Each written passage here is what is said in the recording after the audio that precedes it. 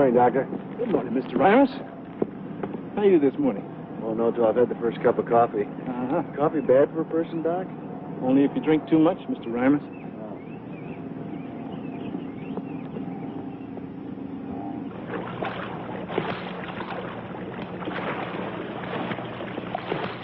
Hey. Morning. Did you have a nice run? Yeah. You were asleep when I left. You were asleep when I got home last night. Well, you know me and the Late Show. Sure do. Staying home today? Well, I thought I'd go in this morning and bring some of those medical records up to date. I'll be back as soon as I can. Mac, it's Sunday. I know, but it's the only chance I get. Okay. Kids up? Watching cartoons. I'll start the coffee. I already did it. Thank you. I've got 10 more laps to do. Don't let me stop you.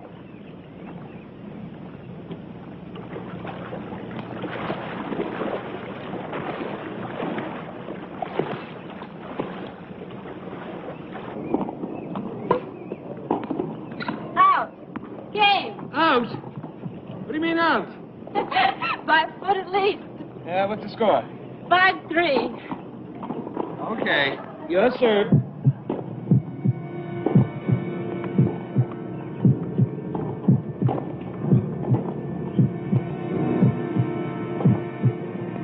Joe? Joe, you all right? Yeah, just a little out of breath, that's all. I'll be fine. You want to take a break? Yeah. Might be a good idea.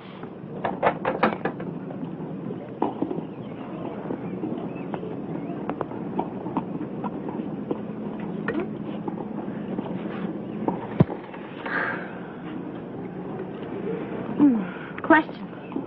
Only one. When does your wife get back in town? They get back tomorrow afternoon sometime.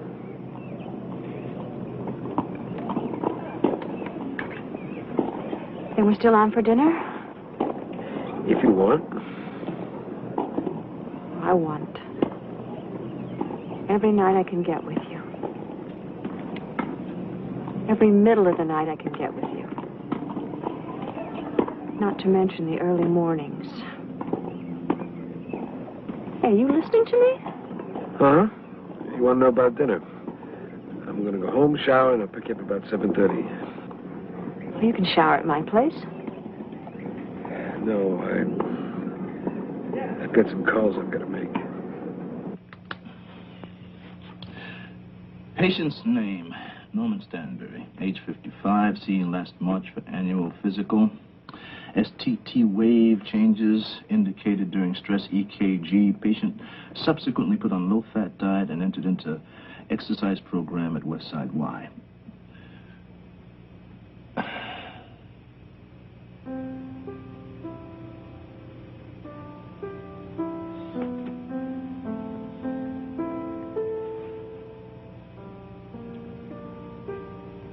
Patient's name? MacArthur St. Clair. Age 37, cardiologist. Aneurysm of the marriage. Patient suffering severe anxiety and attempting to treat the condition by working on Sunday afternoons in order to avoid confronting condition. Prognosis still in doubt. Treatment thus far. Putting head in sand. Hello? Doctor service. My name is Joe Hamill. I am trying to reach Dr. Richards, please. Doctor is on will call. We expect he'll be checking in within the hour. Would you like to leave your number, Mr. Hamlish? Hamill. Yes, sir. And what's your number, please? I'll have the doctor call you when he checks in. He'll call in about 4. Would you like to leave your number, please?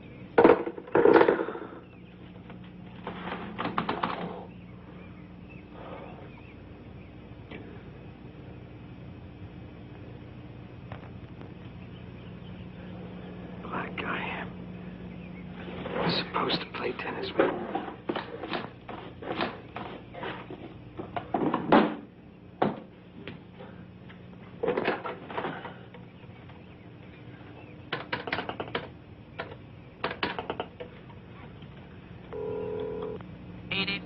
Doctor, isn't it? Hello, Dr. St. Clair. I'm sorry, Doctor. I didn't know you were in. Go ahead. Hello? Hello, Dr. St. Clair. You may not remember me. My name is Joe Hamill. We met about 3 months ago at the Cancer Society's fundraiser. We talked then about getting together, trying to play some tennis sometime. Sure, I remember you, Mr. Hamill, but I'm afraid there's no way I can break loose to play any tennis today. You see, I'm pretty busy here trying to straighten out some records. No, Doctor, that's not why I'm calling. Maybe it is, really. You see, I was playing tennis earlier today, and I guess I pulled a muscle or something. Mr. Hamill, I'm sure rest and applied heat would take care of that very nicely. Right now, I'm trying to do some very important things. I've pulled muscles before, you know. This is not like any of those other times. I'm nauseous, and I've got a kind of pain that starts right below the breastbone and down my left arm, too. It's sure not like any other pull muscle I've ever had. Mr. Hamill, frankly, you caught me in a lie. I don't remember you. Forgive me. Could you tell me how old a man you are? 38. Uh-huh. Now, this pain down your arm, is it steady or does it throb? Steady. Is there anyone there with you, Mr. Hamill? No, I'm by myself. Mm-hmm. Where do you live? Monroe Street near Talmadge. Not too far from Webster Memorial, then, huh? About 5 blocks. Okay. Now, I want you to humor me a little bit, Mr. Hamill. The chances are this pain you've got is nothing. But I think we better get you down to the emergency room at Webster Memorial. Check this thing out. The emergency room? No. Don't get hyper on me, Mr. Hamill. I'm a cardiologist, and it's the first thing we want to check out. Standard procedure. Just let me take a listen to your pump, and chances are you'll be home in time for your first martini. I'm on my way. Hamill? Hamill! Check. This is stupid. Yes. Stupid rules. Hospital. Stupid hospital. Right.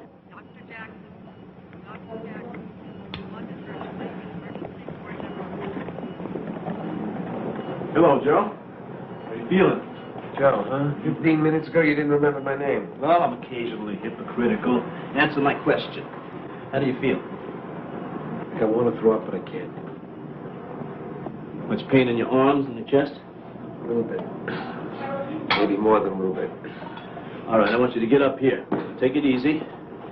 This lady's going to hook up a gizmo to you to see what's going on in there. If, in fact, anything is. You can take this chair back. Well, shouldn't I wait? What for? Well, if he's okay, I'm just going to have to wheel him back out. Look, I know about all the sacrosanct rules of He this house. called him stupid, and you said, Doctor, cardiac arrest.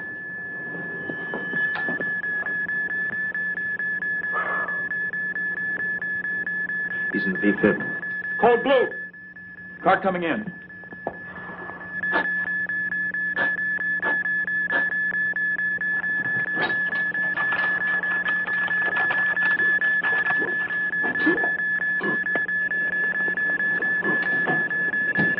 Get an IV started.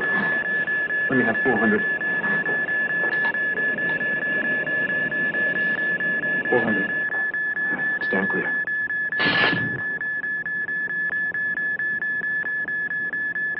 Make a lidocaine and bicarb. Okay. Stand clear.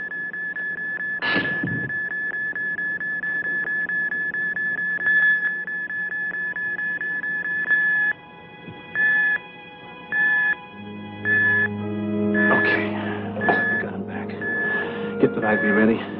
Lidocaine drip. Get a 12 lead on him. Move it.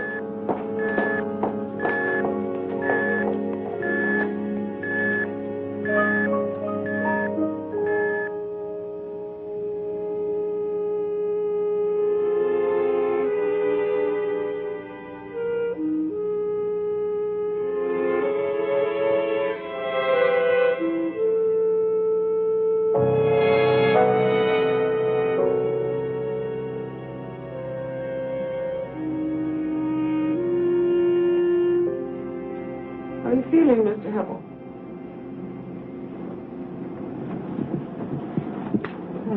Here. This will help.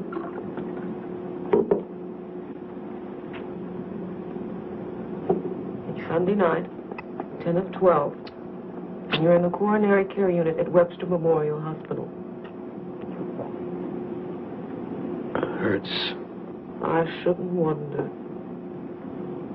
Why does it hurt? Did I have a heart attack? We don't know yet, Mr. Hamill. But you had a something, that's for sure. I passed out. Something like that.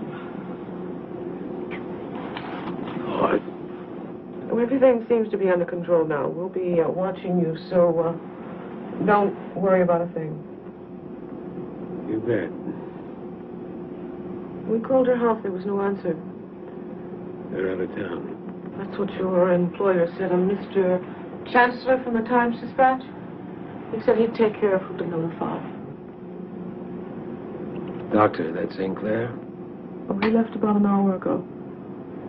He said he'll see you in the morning, so what you should do now is just close your eyes and go to sleep. Close my eyes and go to sleep. That's right.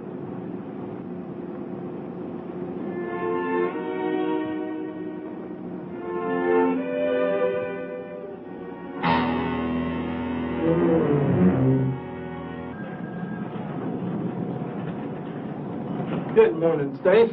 Morning, Doctor. Oh, Mendel's called a staff meeting for 10 o'clock. Tell him I'll be there. We really need the information, and if I hang up, the way this switchboard's been working, we'll never get through to you people again. Morning, Doctor. Good morning. How's Hamill doing? Well, he got a little sleep. Restless most of the night, though. I can't say that I blame him. Any coffee? I'll bring you a cup.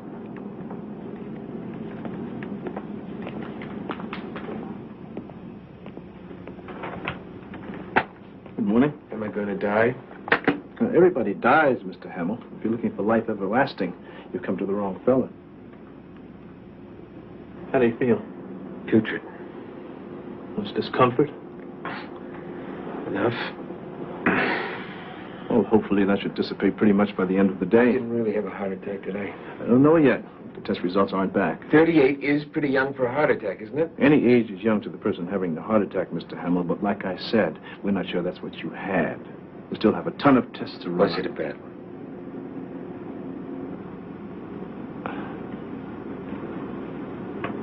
They don't have any good ones, Mr. Hamill. Hey, call me Joe. Please stop playing word games with me. I'm a big boy. I want to know everything that you know. I want to ask you a favor. A. Okay. Joe. B. I don't know very much yet, and I'm not playing any word games with you. Now, an educated guess is that you might have had a heart attack, but we're not certain. Now, what is certain is that something did go wrong inside of there, and the quicker we find out what it is, the sooner we'll be able to deal with it, okay? Now, what's the favor? About visitors. One visitor at a time, 10 minutes out of every hour, as long as you're here in the coronary care unit. How long would that be? That depends on what those tests show. Well, I might need 2 shifts, Doc. You just lost me. Well, there is this lady that I am involved with. Uh-huh. And there's my wife. I'd like the lady to be able to come with her own set of visiting hours. So that, she doesn't run into your wife. Right. Yeah. Well, you let us know if the discomfort doesn't subside. If necessary, I'll increase the pain medication. In the meantime, I'll set up the rest of those tests. You get some rest for now, yeah? Then you won't set up this visiting hours thing? Mr. Hamill. Joe, I don't think it's the doctor's function to assist their patients in carrying on their affairs. Is it a doctor's function to make moral judgments about people he doesn't know? All right. We'll see. When the time comes. Mr. Hamill, can I get something for you? Yeah, I saw you give St. Clair a cup of coffee. I'm afraid not. Tea? Nothing with caffeine. What can I have? There's hot chicken broth, I think. Well, So medical science has finally caught up with my mother. $15 million. That's what the federal government has earmarked for this research. And the fact that we haven't gone after it is frankly an embarrassment. Dr. Mendel, aren't we putting the cart before the horse? The reason no one applied for the funds is because we really don't have facilities for that kind of research. Doctor, the reason we don't have the facilities because we don't have the funds necessary to build those facilities. Ergo, we apply for the funds, we get the funds, we build the facilities, we do the research. Simple? Isn't there such a thing as getting too big? No. Well, if we're agreed that the best medicine is practiced on a one-to-one basis. But we are not agreed. One-to-one medicine is an anachronism. Medical teams, working with the most sophisticated hardware we can devise, give us the best chance of effecting a cure. And that's our job, not holding someone's hand and murmuring beneficent bedside bromides. Can it wait, Dr. Sinclair?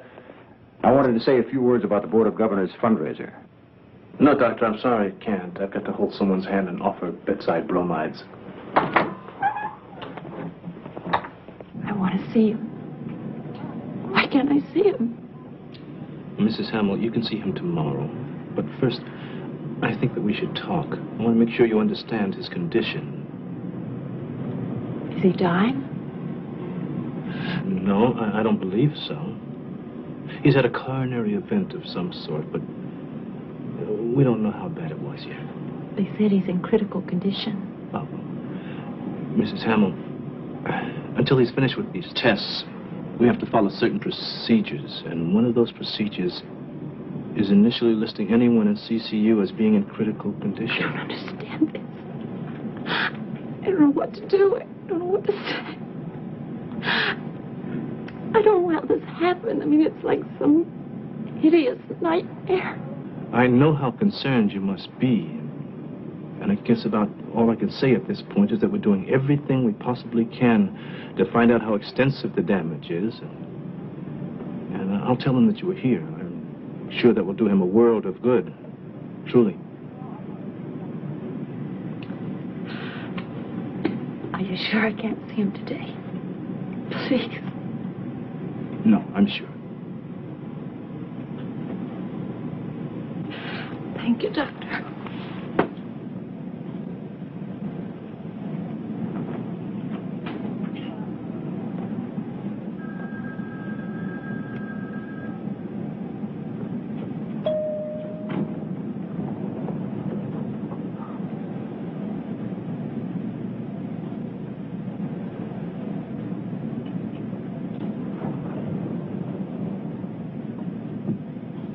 No wonder he's got heart trouble.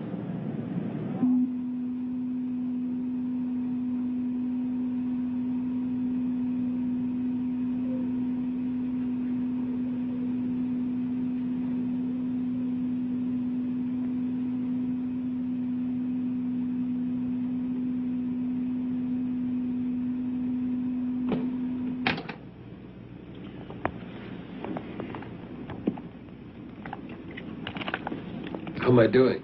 Just fine. Good evening. Good evening, Doctor. If you ask how I'm feeling, I'm going to go right for your throat. I'm not going to ask. You slept well enough. You ate reasonably well. You were able to cut back on your pain medication without you climbing the walls, so I'd say you're okay. What's the paper say? A few changes, but your enzymes are okay. So once we get you stabilized, I think I'd probably like to do a stress EKG on you. Whatever you say. Wish I could believe you meant that.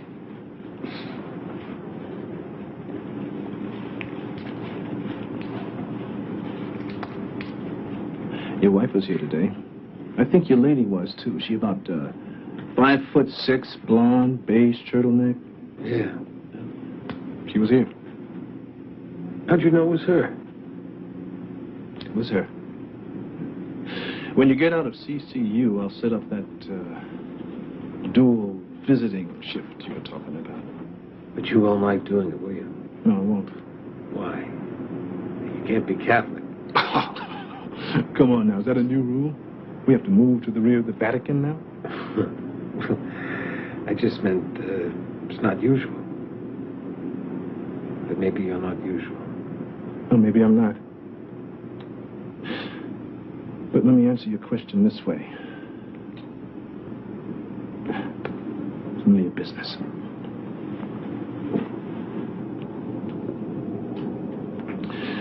But I will say this much.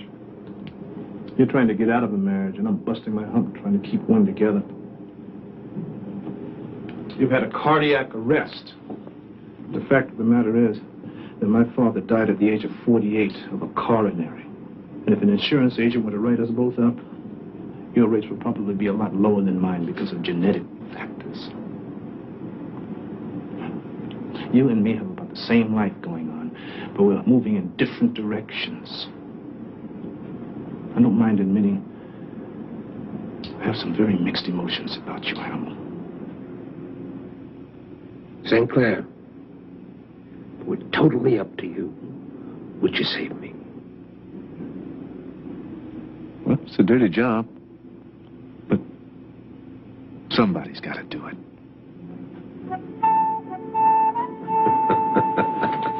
Good night.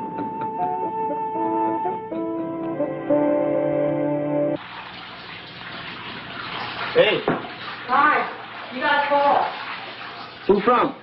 Somebody named Hamill. Oh, no. Give me a break. Why? Who's Hamill? Any doctor? He thinks so. What does that mean? It means that he's a patient who got out of CCU as of yesterday. Now that he has access to a phone, the patient who's going to drive me right up the wall. That's what it means. I believe the old-fashioned phrase is he's got your goat. Yeah. No, I must admit it's a phrase I never wholly understood. Hamill is a near genius who thinks he's a genius, a layman who thinks he's a doctor. He's a pain in the rear who's going to outlive us all and shorten my life considerably. You are cute when you're mad. Yeah? You're gorgeous when you're sarcastic. I wasn't being sarcastic. I meant it. Anything that can get you to get angry or to get you to smile or do anything that isn't on that list of approved things for cardiologists to do gets my vote. You saying I'm a little dull? Saying that you're very dedicated. Ah. Which is a little dull.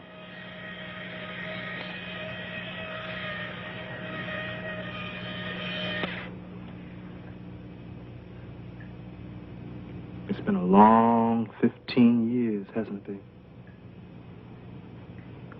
It was a very short 12 years. It's been a very long 3 years after that.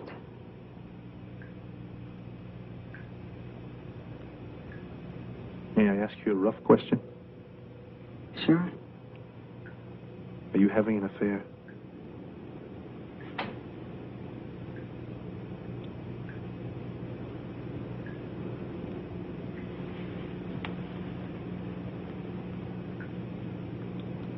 There's two answers. The true one and the really true one. Which one do you want? I'm not sure. The true one is no. I'm not having an affair. What's the really true one?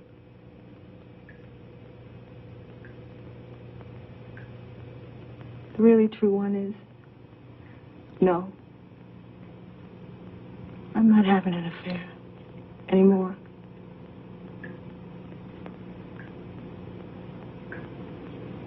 Hit me, Max. Slap me if you want to. Because doing nothing hurts me more than anything you could do with your hands.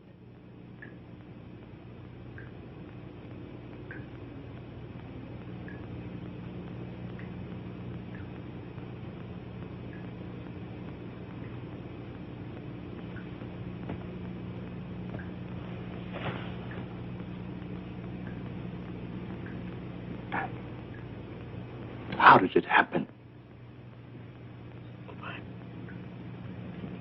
Us. I fell in love with a student. I lived with an intern and I married a doctor. Every step up was a step away. The more you were around her dying, the more you closed yourself off. And the more you did that, the harder you were to touch. People need to touch, Mac.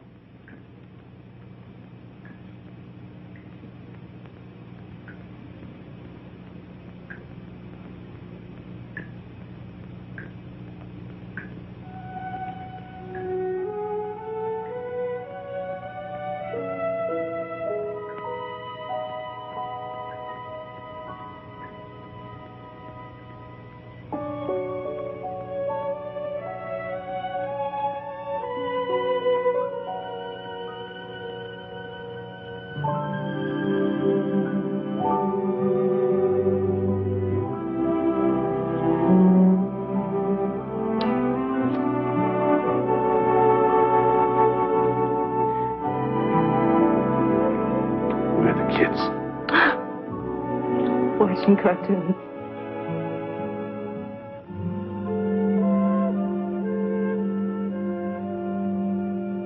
Let's not pull the plug on us yet. Okay? With one condition. Anything. That you let this Hamill guy get you mad more often. It's good for you. Good for us. How about a transplant then? A transplant? Be serious. Doctor, I'm asking you a question and it concerns my heart. I can assure you I'm very serious. Okay. Hold up your hand. Turn it around. Now look at your little finger. The area of your heart that seems to be affected is about the size of your little fingernail. Not exactly worth ripping the whole thing out for. They're having a lot of success with transplants at Stanford. Yeah? And the reason they have is because they weed out crackpots like yourself who don't need that drastic procedure. Then what? A bypass? Hamill, will you give it a break? We still haven't finished some tests, but we already know by what we have so far that you don't need a bypass. Why don't I? Because you don't have a major cardiac insufficiency. Says who? Says your coronary angiogram. As interpreted by? Me. And I'm your doctor, and I'm very good at what I do. I know. I checked you out. You did what? Look, it's my heart. I made a few calls. I'm a newspaper man, remember? You ought to feel good you checked out okay. I wasn't aware that I needed to be checked out. Doc, we're not the Corsican brothers. I have another cardiac arrest. You don't die. I do. Doctor, could I get you some more milk or something? No, thank you, Mrs. Hamill.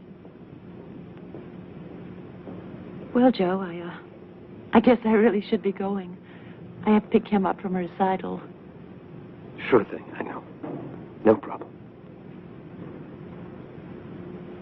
Are you sure you won't be lonesome without me tonight? I mean, I can get a sitter if you want. No. There's a game on the tuba. I'll be fine. Give the kids a kiss for me, okay? Yeah, I will.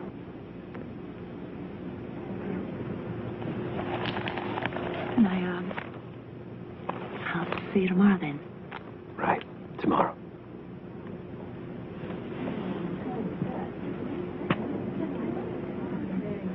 Goodbye, Doctor. Good night.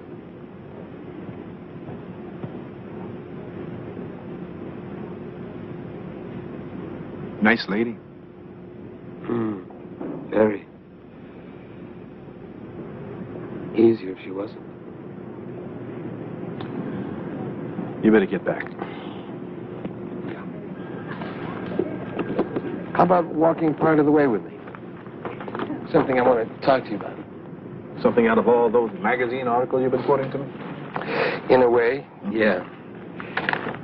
There's this one article that gives a point total to the important things that happen to you. Get over a certain number of points, and supposedly you're heading for trouble. I am already in enough physical trouble. I don't need any points added to my life. You follow me so far? It's tough, but I'm hanging in there. Okay, now, so if I decide to talk about a divorce with my wife... Hold it. Not another word. Look, you want to get a divorce, you get a divorce. You want to be with the other lady, you be with the other lady. But you leave me out of it. This is classic Lazarus syndrome, and you can just leave me out of it. What is a Lazarus syndrome? Patients who think that doctors are God-like miracle workers in all things. Now, I might be able to get your heart to start beating when it stops, but I can't make your decision for you. I can't, and I won't. Okay, fair enough. One more thing. One more short thing, Hamill. I have other patients, you know. About that Dr. Mendel guy who runs this place. Yeah? What about him? The guy I share a room with. Mendel's his doctor. He came in to see him last night late. Come on, Hamill. What? I'm pretty certain that your esteemed head doctor is a junkie doctor.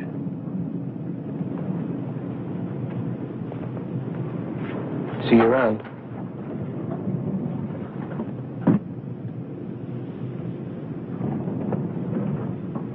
What are you talking about? Dr. Mendel has one of the finest reputations of any... We'll talk.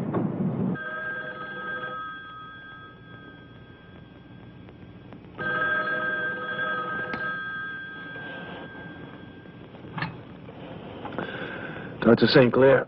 Good evening, Dr. St. Clair. I'm sorry you were unable to attend the board's fundraising banquet this evening. A number of people inquired about your absence, but I told them a man with your schedule couldn't be expected to waste his time on such mundane matters. Dr. Mendel? That's correct. You're calling me at 10 o'clock just to bless me out about not being at some damn banquet? Is that it? Not at all. I'm calling to thank you for your aid in helping me practice medicine. Dr. Mendel, I don't know what And I'm also calling to suggest we set up a meeting, you and I, so that you can explain some of the subtleties of medicine I obviously don't understand. Doctor, I still don't know what we're talking about, but if you want a meeting, we'll have a meeting. When and where? My office, in half an hour. Mendel's unhappy. Livid. What about? I don't know. It was either something I said, or something someone else said, or... Uh-oh. It's undoubtedly my fault, actually.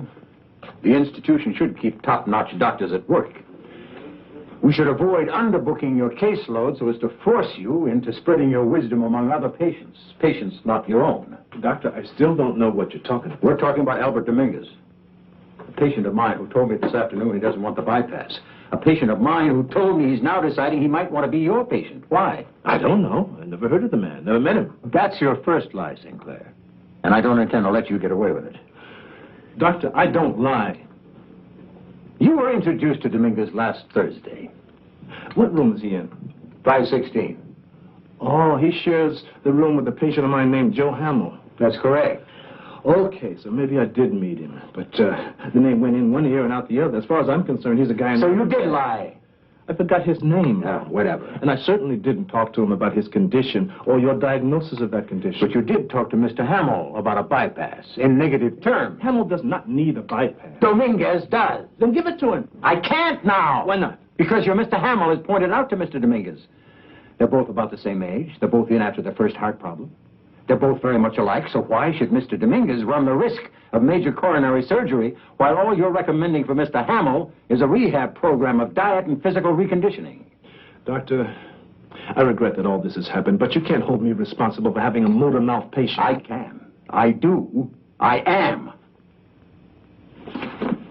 Here are Mr. Dominguez's records, Doctor. I want you to read them and study them closely. But, Doctor, that's not... And then I want you to tell Mr. Hamill to butt out talking with my people.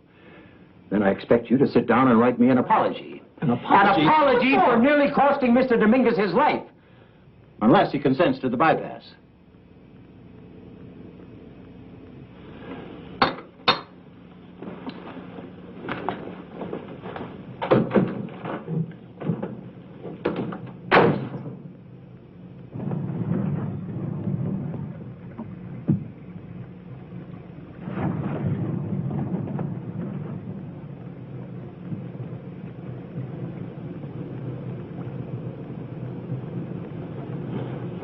Good evening, Doctor. You must be Mr. Dominguez. We met last Thursday. So I'm told. What are you doing out here, Mr. Dominguez? Reading my newspaper. I mean, what are you doing out here in the hallway? For real? Yes, Mr. Dominguez, for real. If a nurse comes along, I tell her I'm heading for the John, you know. You have a laboratory in your room, Mr. Dominguez. I tell the nurse that Hamill is using it. I gotta go real bad. You said your answer was going to be for real. Well, I'm sort of giving my roommate giving him some space, you know. Well, why should Mr. Hamill need space?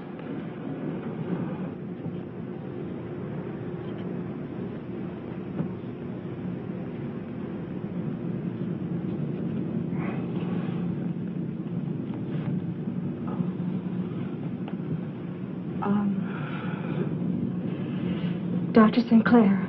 Yes. We've never met. I'm Denise Racine. Hello.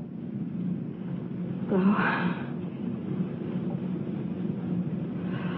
Listen, I want to thank you for setting up this visiting privilege for Joe and me. I appreciate it. You're welcome. Well, I guess I better be going. Yes. I think you better.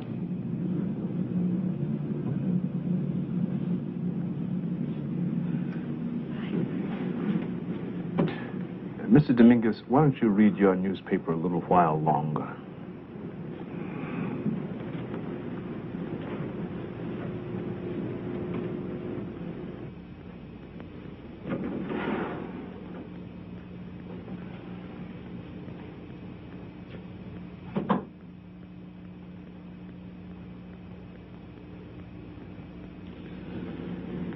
You know what I hate about this place? You can never slam a door when it most needs slamming. Now, before you... What I hate about this place is patients who think they know more than the doctor who's treating them. Patients who think they can diagnose for other patients, too. Are you done? No. But we are, you and me. You can find yourself another guy, Hamill. I've had a belly full of your antics. Antics? What antics? Oh, we can start with your hit-and-run attack about Mendel being a junkie. Huh? It was no hit-and-run attack, Yeah? Doctor. You never followed up. And then we can proceed with your nocturnal visits with Betty Bimbo. Okay, you just hold it right there. I'm not finished yet, Hamill. Next, we're going to talk about the kind of ego it takes to presume to tell that poor man sitting out there in the hallway that Mendel's treatment is not warranted. Okay, let's talk then. Now, I got nothing to say to you. You gutless wonder, you owe me 30 seconds.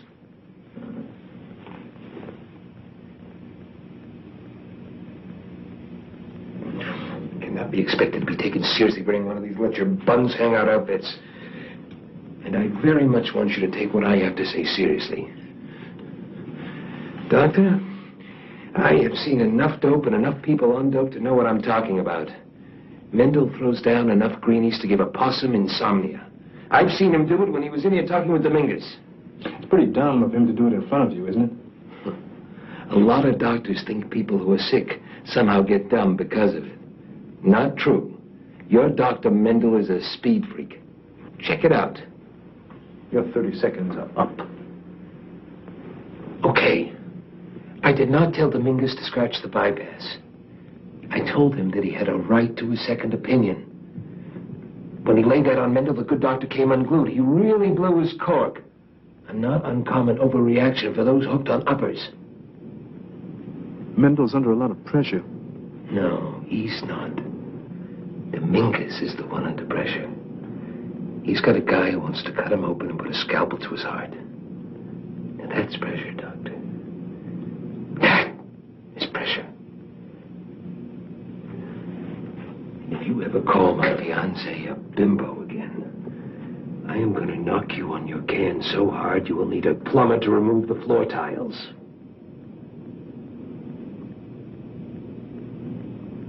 Am I still your patient? Who else would have you?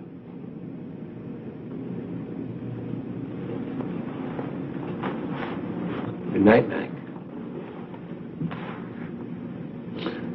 Good night, Joe.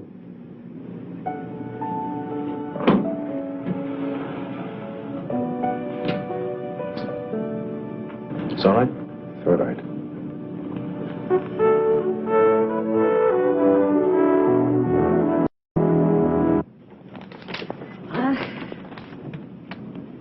What's this? X-rays of Mr. Dominguez and a videotape of his angiogram.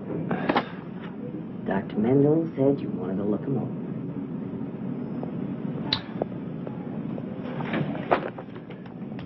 Says I wanted to look them over. Only if I don't choose to become a veterinarian.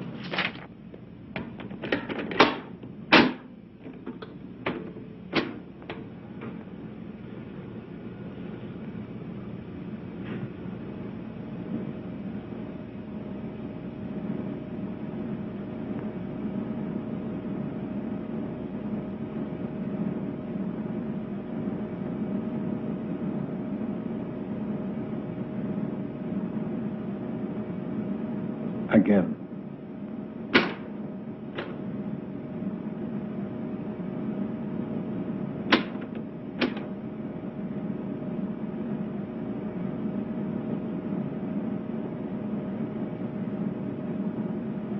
All right, that's enough.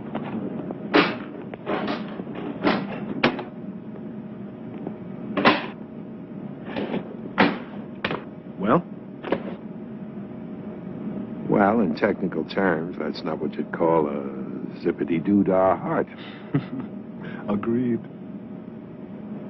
Can I ask you a question? Sure. Why did you want to consult on this? There's no hidden messages in what I looked at. That guy's in bad shape. Yeah, I know. Don't you think he should have the bypass? Well, after a look at this, nothing else to think.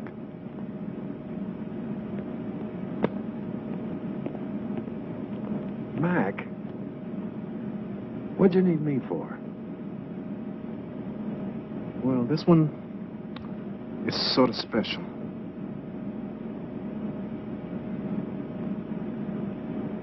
Thanks.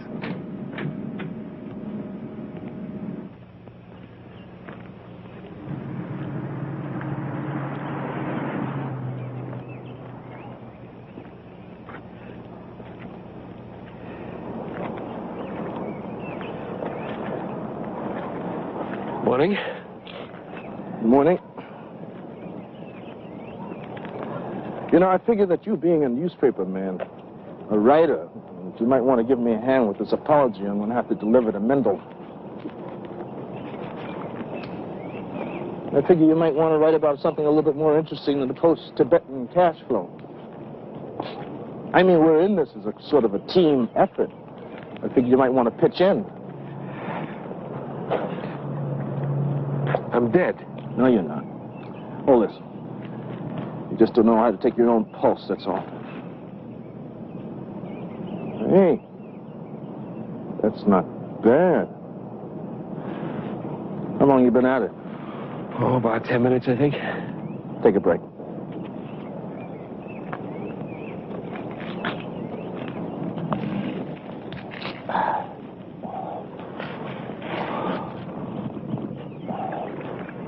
How come you're not yelling? What? Well, if you were really steamed, you'd be all over me. But you're acting almost friendly about this thing. Almost. How come?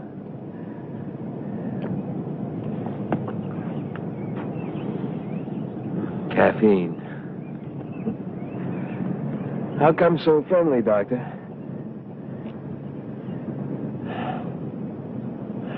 I saw something, Joe. What does that mean?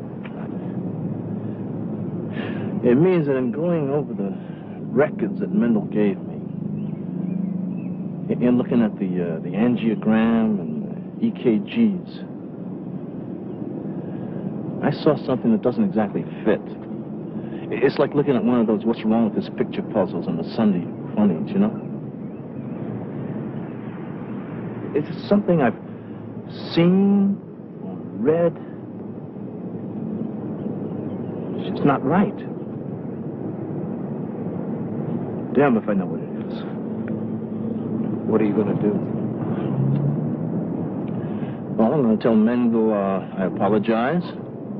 I'll tell the Mingus he needs to have the triple. But there's always going to be something inside of me that's convinced I'm doing the wrong thing. Wrong for who?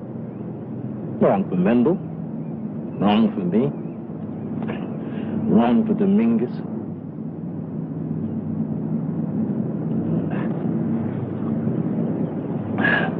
You better get back to work. I don't want an operation, though. If I can get better without an operation, then that's what I want to do.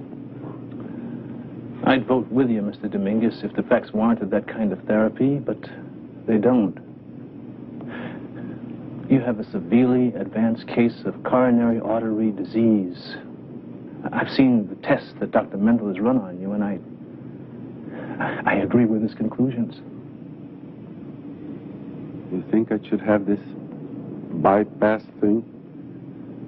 Well, I've seen the tests, Mr. Dominguez, and I can't ignore what I've seen.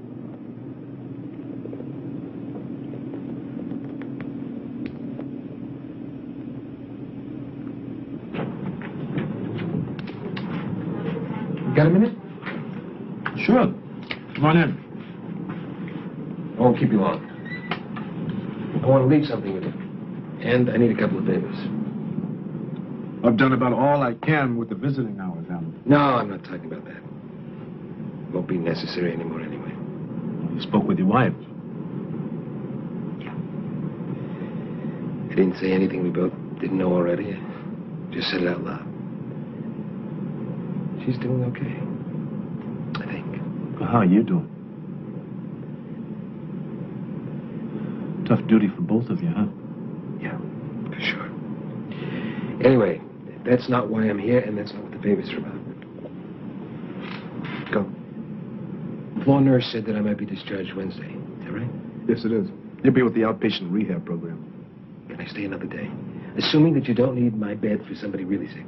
Why? I mean, what's the point? The point is that Dominguez is being operated on Thursday morning. And the little guy's scared to death. He could use a friend. And if I could stick around another day, I might be able to be of help. No. Why? Because you won't be going back to your room. You'll be going directly to the cardiac post-op unit, and you'll probably be there the better part of a week. Can I watch the operation? Moral support kind of thing. Ye gods, Hamill, no. The man's under anesthesia. Your moral support wouldn't be worth a zip. Nice start, though. Well, now I don't want you to take this the wrong way, but I started out to be a reporter before they got me into this financial gig. And I've been asking questions and making notes since I got here. You writing a book? No, it's not my thing. But one thing I noticed, and don't get mad, is that this place isn't run for the patients. It's run to make doctors' lives easier and the nurses' lives easier. Sheep dip. That's sheep dip. Maybe, maybe not. But anyway, I made out a list. Suggestions. Improvements.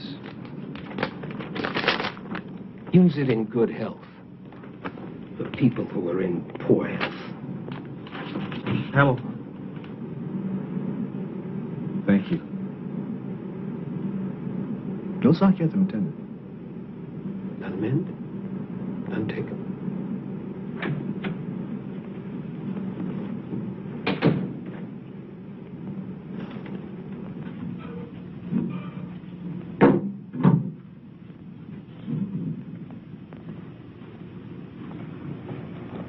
Your girlfriend coming to pick you up? Yeah, do any time. I'm gonna miss you, man. Hey, I'm going to be in the outpatient program. I'll be here 3-4 times a week. You ever think of dying?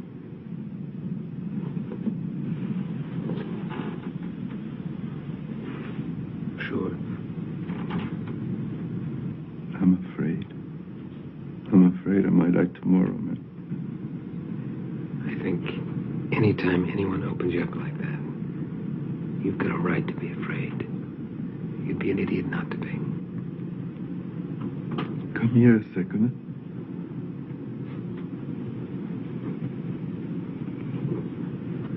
I'm not legal, you know. What does that mean? In this country, I'm not legal. My name ain't Dominguez. It's Herrera. Guillermo Herrera. You remember that, okay? Okay. Why is it so important? If something happens to me, I want you to make sure that they put the right name on the stone. Nothing's gonna happen. But if it does, you'll be here tomorrow to make sure they get it right. Okay? Well, I don't think St. Clair will let me. Please, man. It means something to me. Please.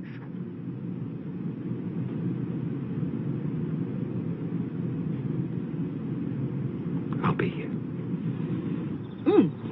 What about this one? Allowing conjugal visits between spouses when one's been in the hospital for over a week and their physical condition permits it. Already goes on all the time. You're kidding. Not officially, of course.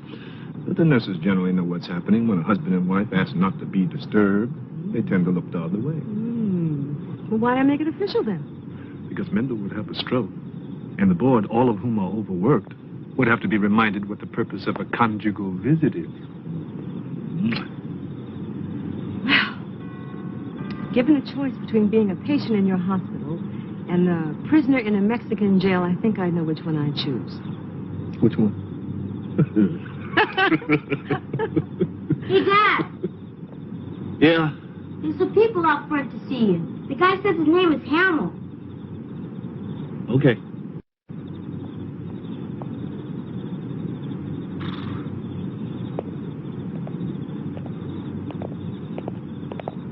Dominguez asked me to be there for Pete's sake. I could not say no to the poor guy. No, of course not. Not after all he's done for you.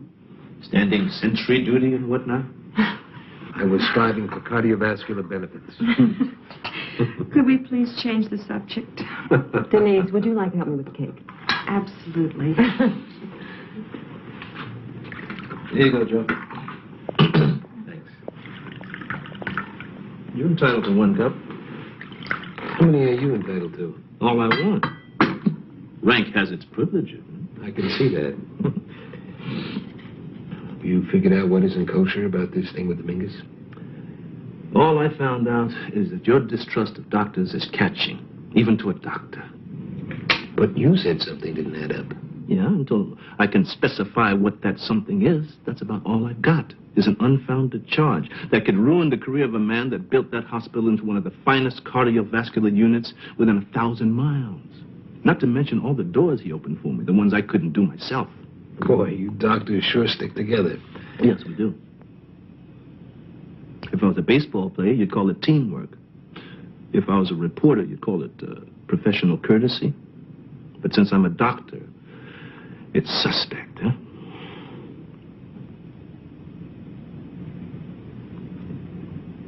Can I watch the operation? Is it possible? Yes, you can. There's an amphitheater, but I wouldn't advise it. How come? Because I'm afraid that if you watched Dominguez being opened up, you'd have a heart attack. That's how come. Can you think of a better place?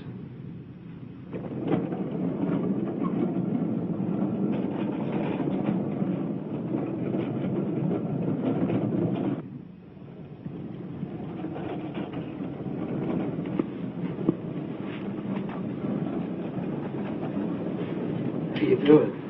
I'm Gossett. I got me a front row seat for this thing.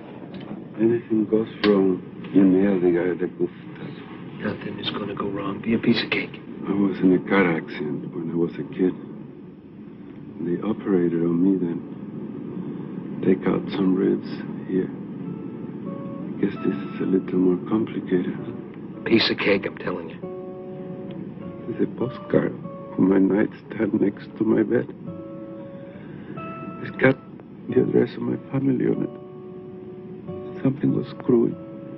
You'll write and tell them? Nothing's going to happen. It does? Yeah. They'll take care of him. Don't worry.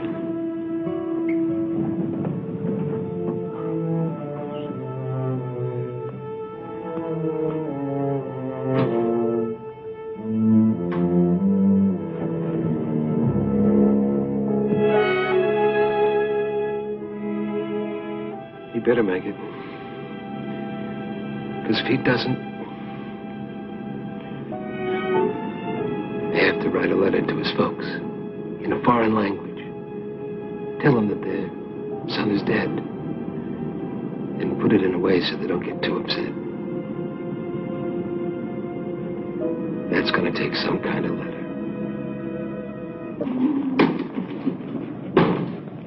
Okay, people, let's go.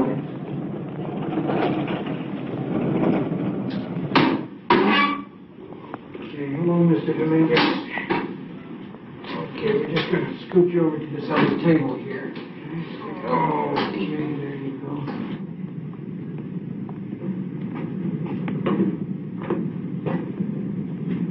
You ever seen an operation before? No. Nope. You ever been in an operating room before? No.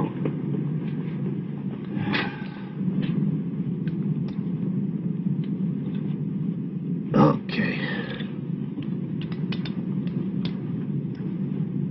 Now, assuming that you don't pass out at the first sight of blood, just ask me anything you want to know. Well, just give me a play-by-play. I don't understand a thing that's going on down there. Like, what are they doing down there now? Edwards, the anesthesiologist. He's probably telling him what to expect to feel when he starts administering the anesthetic. Once that's done, once we're a little closer to being ready, I'm going to give you something. I'm going to ask you to start counting backwards from 100. The chances are you'll probably get to about 91. Next thing you know, you'll wake up in a cardiac surgical unit. That clear? Yes. Tape nurse.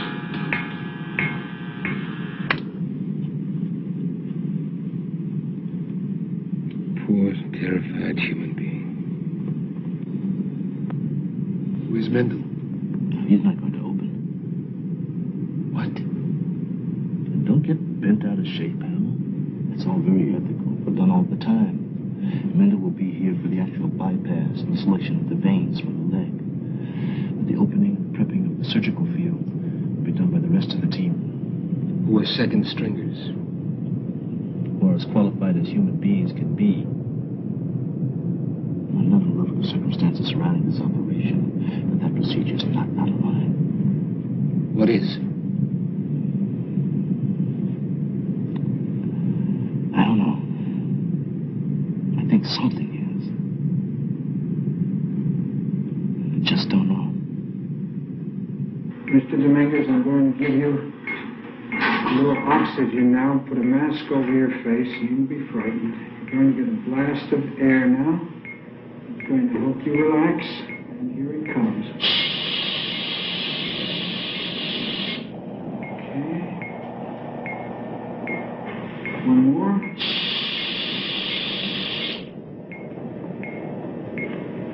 All right. Now, start counting backwards from 100. 100.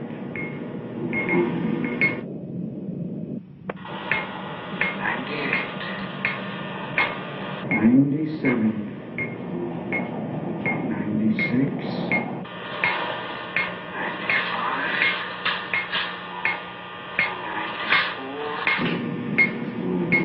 93, 92, 91. Frenchoscope.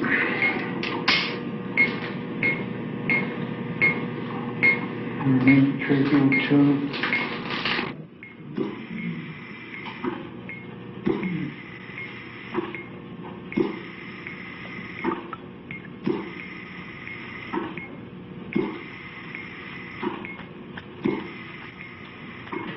That's some kind of disinfectant? What? Stuff they're putting on him, is that some kind of disinfectant? He had ribs. What? The guy in the angiogram. And the x-ray I looked at, he had all of his ribs.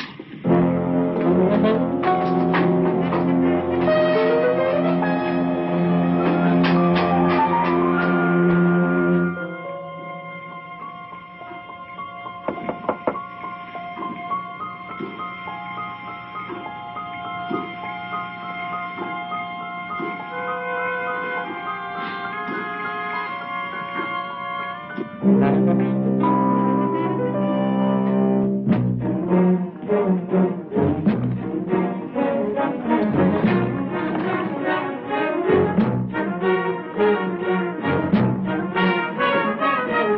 I know I'm just a layman. Do you mind telling me what in the hell is going on around here? Get the lights. In 1953, his record said that he was in a car accident, and 2 of his upper ribs were surgically removed as a result.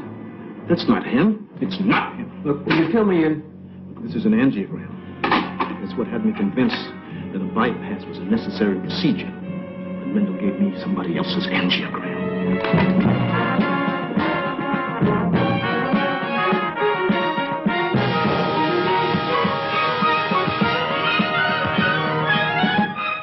Dr. Mendel, we're about 10 minutes away.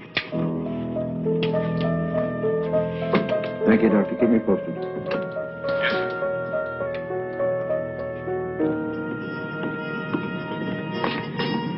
This is my job. You stay here.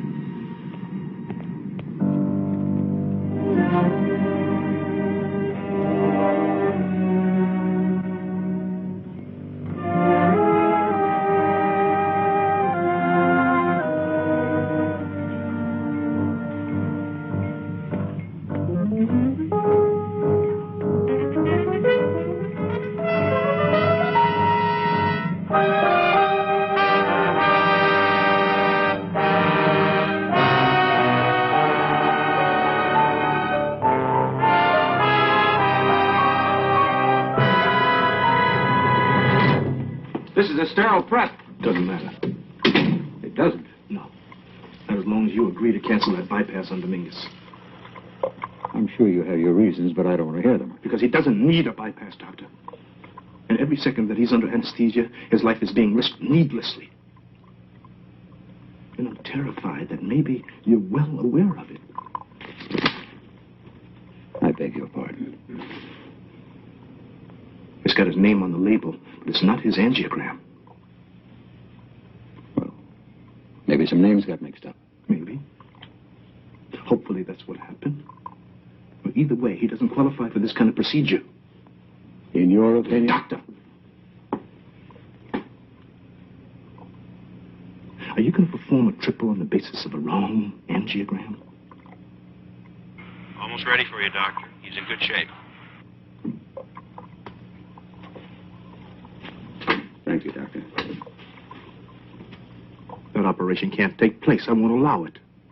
You won't allow it? St. Clair, will you grow up? His heart is strong enough to take it. But he doesn't need it. That's unnecessary surgery, which is unnecessary risk. St. Clair, you and I go back a lot of years. And there's an oath that goes back a whole lot farther. You try to stop this operation, you'll never practice medicine in this hospital again. And if you go ahead with it, you'll never practice it anywhere. So help me God.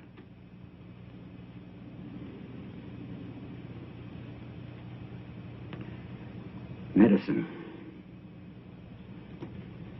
Medicine, my angry young colleague, is just a little bit more than aspirin, Band-Aids, and bedpans.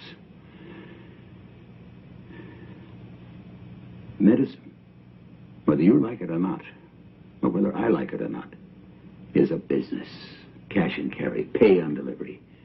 X number of dollars buys you an operation. That operation buys you life. Additional days, months, years of sucking in air and blowing it out again. But there's a lot more than the human patient we have to concern ourselves with. You don't see it, do you, St. Clair? There's another patient. Medicine itself always needs attention. New equipment, new procedure, new research. And you have to go out there like some imbecile song and dance man. Go to dinners, celebrity fundraisers, foundations, government agencies. Hey, look what I got, folks. A nuclear medicine unit just opened up. A new vascular treatment wing. We do the best pulmonary function tests going. We do better bypasses in St. Mary's, more kidney transplants in Kennedy Memorial. Write us a check. Give us a buck. Please, give us a break. Please. Arms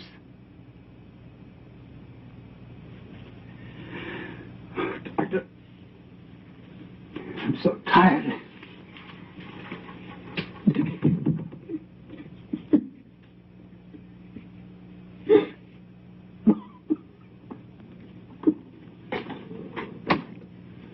Doctors, this is Dr. St. Clair. To cancel the surgery. Dr. Mendel is not feeling well. Well, okay, Doctor, we'll close now. Shall we reschedule? No, cancel. There'll be no surgery.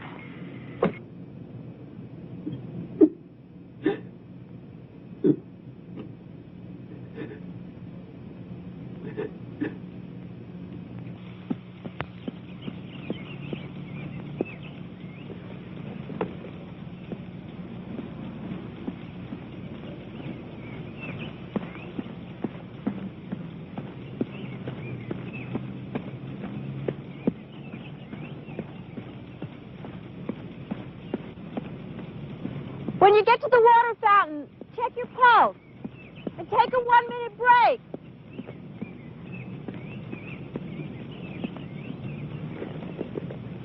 Morning. Well, hi.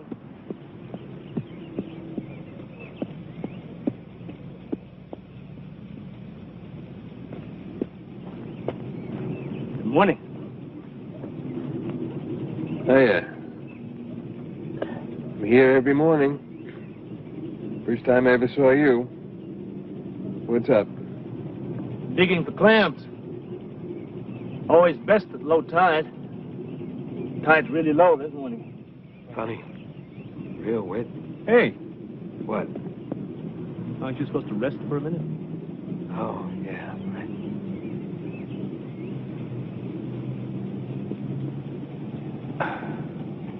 The reason why I'm here this morning is that I was at a meeting at the hospital late last night.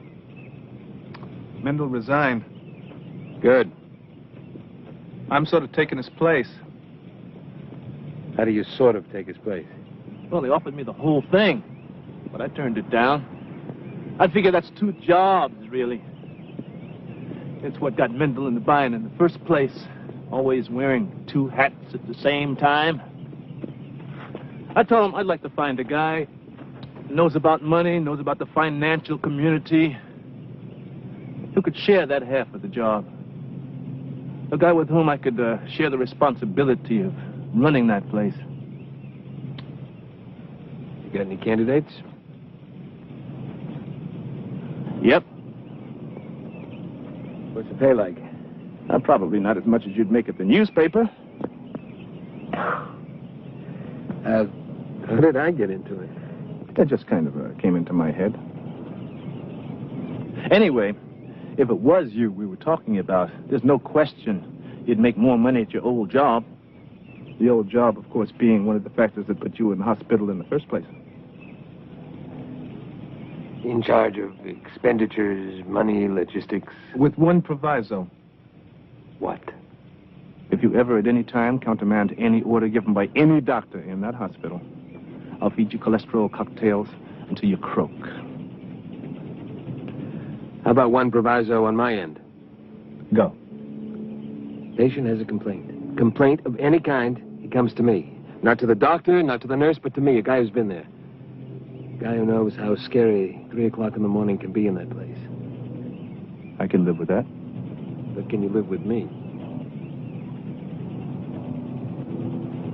Time's up, Hamill.